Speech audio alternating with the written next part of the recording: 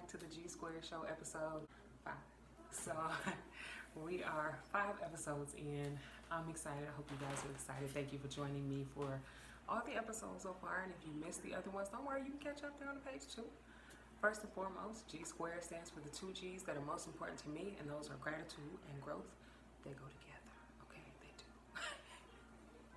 So what I always like to start telling you guys is what I'm grateful for.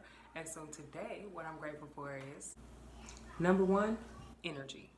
I am so grateful to have some, because I'm telling you, in times like this, when things have changed and shifted, it's really easy to get discouraged and just kind of feel like, I don't want to do anything. I just want to lay here and just figure out what's going to happen. But I've had amazing energy, and so I'm pretty excited about that. Don't laugh. Number 2 is laundromats.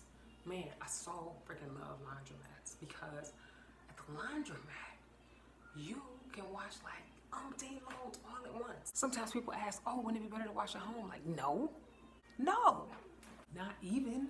I can literally wash like 6 loads at the same time, dry 6 loads at the same time, be done in under 2 hours flat. You know how much time it would take if I just had one washer and one dryer at home?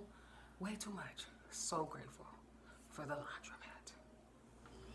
The third thing I'm grateful for is trust. That's right, trust. I've kind of been blessed in my life that a lot of people trust me, and just realizing that, just sometimes, you know, somebody who needs a word or needs to really kind of talk about something and feel like they're talking to somebody that's not going to betray their trust and is not going to you know, say something to them that wouldn't be in their best interest, has always been an awesome blessing to me. That's kind of a vein in my family, that people have a lot of trust, and so I take that in stride. I'm always super encouraged by it, and I always feel really, really blessed and grateful to be in that position. Number 4, the fourth and final thing that I'm grateful for would be, as a parent, feeling like my kids appreciate me, which is few and far between sometimes, parents, and I know you understand. You know, your kids will be driving you crazy, doing all kind of stuff, and then out of the blue, they'll just come and do something, and you'll be like, huh, you actually do know I'm a human being sometimes. So, long and short, this came about because last night I grabbed my phone. My phone had been in my room. And so this morning I picked my phone up and I'm looking through my videos, and I see that there's my daughter's face, like all up in the camera, like here. She was like at this angle, and I'm like, what the heck? What is this in my phone? Because my kids like to just record themselves. She's like, Mom, just watch it, you know, and this little pre-teen angst kind of attitude. And I was like, ooh, don't pop her. So I watched it, and pretty much it was just a video of my daughter telling me how much she loved me and appreciated me and thought I was a great person, even though I get on her nerves really bad sometimes. Yes, she actually said that to my face via my camera, but overall it was a positive message. You guys want to know what's growing in the garden? It's springtime, so I kind of have a goal to plant something like every single day, right? So today I planted some herbs and vegetables.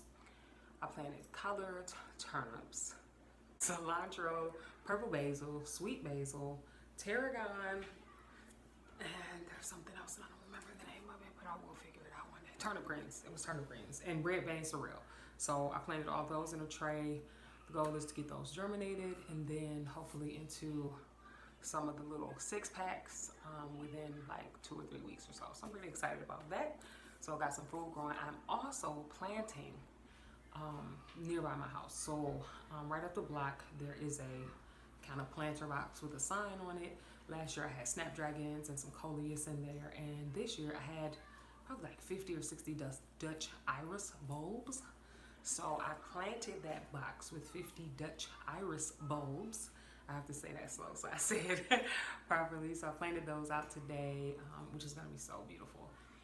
Once those come up, and I cut back some snapdragons and stuff, and I also put some food scraps into a compost bin. So I'm super excited about that, because I'm trying to be more sustainable, and it has really been a challenge for me to throw like food scraps away. We do a lot of fresh food and salads and fruit and stuff like that, and so just to see that stuff going to the garbage instead of back in the earth has really been tough for me. So I'm working on that, and yeah, working on putting less food and organic waste back into the trash and landfills and putting it back into the earth. So I'll keep you guys posted on that. The thing I'm grateful for is actually, surprisingly, all of my ex-boyfriends.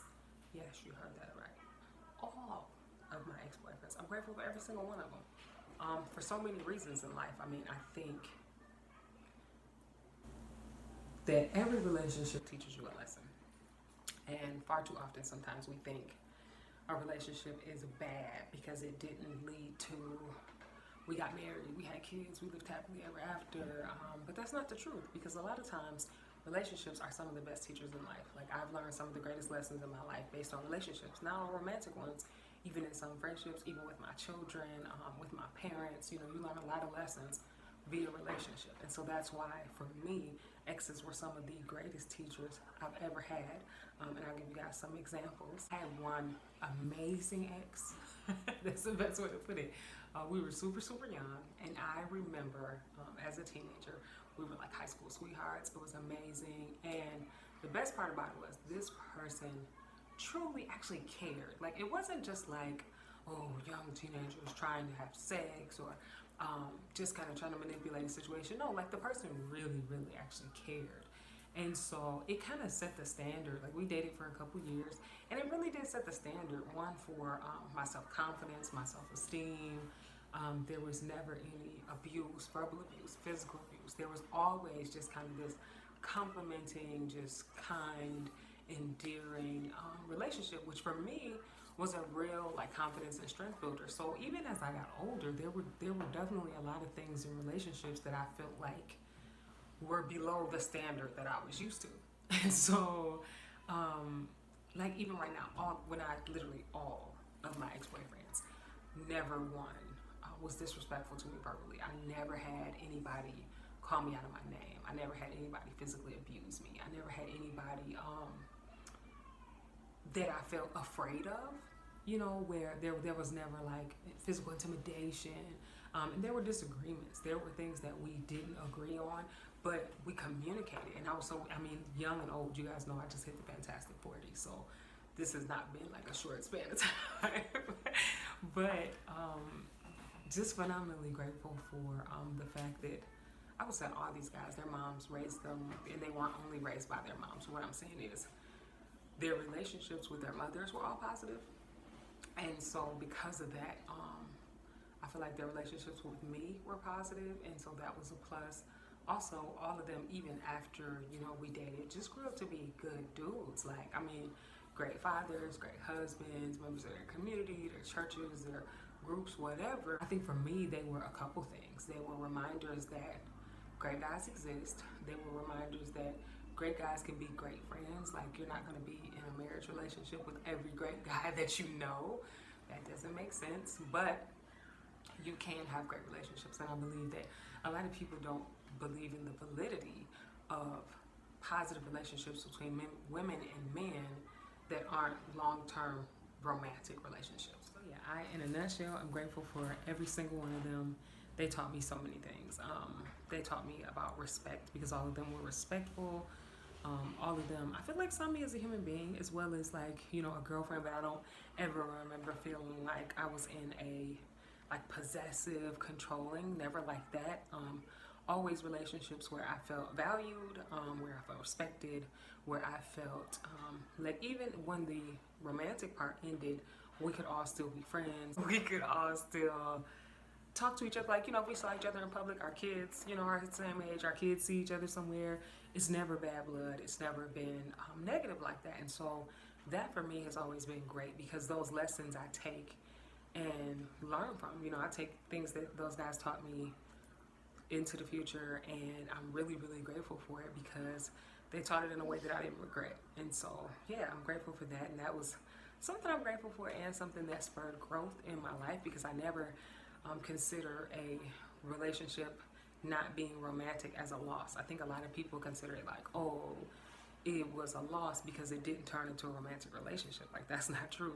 Everything isn't meant to be that expectation, but sometimes we miss those lessons that we're supposed to get because we're trying to fit something into a space that we have in our mind where it doesn't belong. So yeah, I'm grateful for that. I'm grateful for that growth, and hopefully you guys are doing some things that are causing you to grow today and that you are grateful for. So I'm going to wrap up this episode by telling you what I always tell you. Take care of yourself, be aware of yourself, be grateful, never pass up a chance to grow. I'll see you guys next time.